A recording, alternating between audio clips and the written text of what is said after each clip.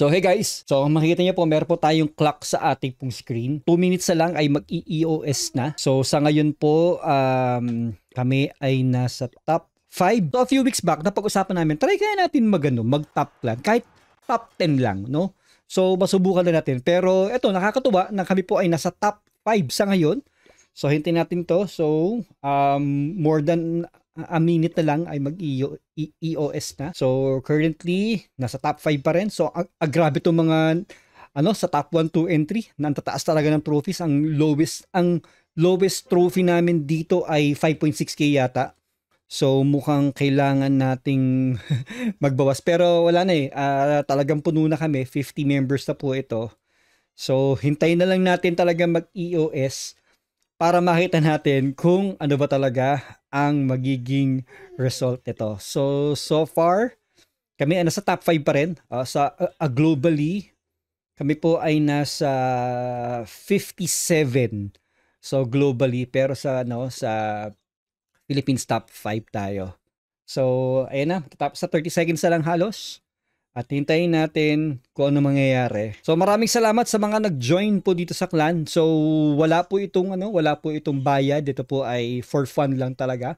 At sinubukan lang namin. Although nagbigay ako ng few rewards sa top 3, pero nagkaroon kami ng parang requirements o ako sino yung makakasali doon sa paraffle natin na yun. Ano lang naman, gold pass lang naman yung pinamigay natin.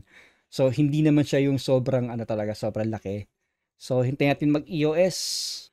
Top 5 pa rin talaga kami. So wala na makaka-attack. Yan na talaga yon. So top 5 ang naabot namin dito. Shoutout sa Friday Big Time sa Pinoy, sa Gel Esports, sa Philippine team. Tapos yun nga, naging top 5 po kami. Ang galing, ang tataas ng trophies ninyo. Grabe kayo mga lodi talaga. Ayun, so salamat po sa lahat na nag-join dito. So ito po sila. Yan, so sila Miss A, si Ryle, yan, si Boss Boy, syempre.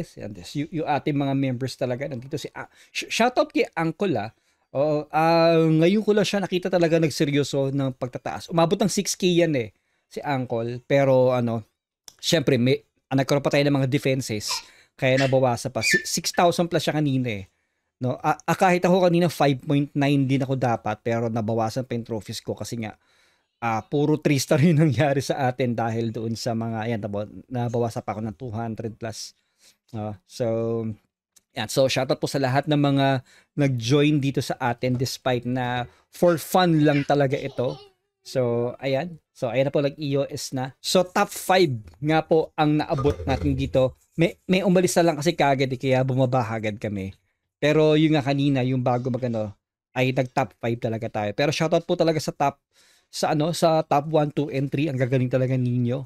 At siguro next month susubukan ulit namin na mag-top. Kasi ngayon medyo mahirap mag-top lang dahil sa dahil sa event troops no. So masyadong OP. Kung mapapansin niyo lahat ng defenses ko dito puro 100% talaga halos or nasa high percentage talaga, 98, 97, 99 gano'n, pero 100 talaga. Pero yes, tayo nakaka 100 naman din tayo, pero talaga masyadong mahirap kapag naka-event troops. Pero itong huling umatake sa akin, hindi naka-event troops din. So naka-witch golem din na to. Witch golem, lava loons, witch golem. Yun talaga pang-aatake mo pagka nasa medyo higher league ka na. So ayun po. Shoutout po again sa Executive Gamers. So nagawan natin na maging top 5. At maraming salamat din po sa mga na-join. And hopefully next month ay makapag-top ulit tayo. Kahit top 10. Hindi naman kami masyadong naghahangad na talaga mag-top 1 kasi nga for fun lang naman ito. So, ayun. Salamat po sa mga nag-join. At if you like this video, don't forget to share. And of course, kung hindi pa kayo nakasubscribe sa ating YouTube channel, please do subscribe sa ating YouTube channel. Salamat mga boss. Alright!